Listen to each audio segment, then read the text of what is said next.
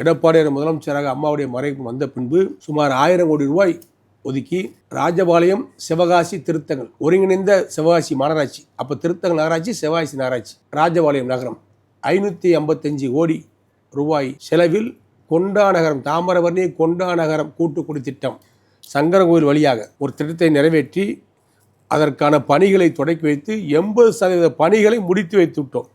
அதிமுக ஆட்சியில் அமைச்சர் இருக்கின்ற பொழுது இன்று வரை அந்த பணிகளை முடிக்காமல் 20% பணியை முடிக்காமல் இழுத்தெடுத்து கொண்டிருக்கக்கூடிய அரசு தான் திமுக அரசு.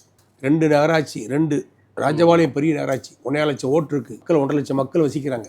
சிவகாசி மாநகராட்சி மிகப்பெரிய ஒரு ஸ்கீமு. இன்னைக்கு பைப் பூரா பதிக்கிற வேலைகள் முந்தின முடியாமல் இருக்குன்னா இந்த அரசு தான். நான் இருக்கும்போது 80% பணிகள் முடித்து இது திமுகவை சேர்ந்த மாநகராட்சி கவுன்சிலருக்கு தெரியும், முன்னாள் கவுன்சிலருக்கு தெரியும், எல்லா அரசியல் வல்லுநர்கள் அரசியல்வாதிகளுக்கும் தெரியும். இது அதிமுக ஆட்சியில், அம்மாவுடைய ஆட்சியில், எடப்பாடி ஆட்சியில் கொண்டு வரப்பட்ட ஸ்கீமு. அமைச்சர் கேடி பாலாஜி தான் கொண்டு வந்தாருன்னு தெரியும்.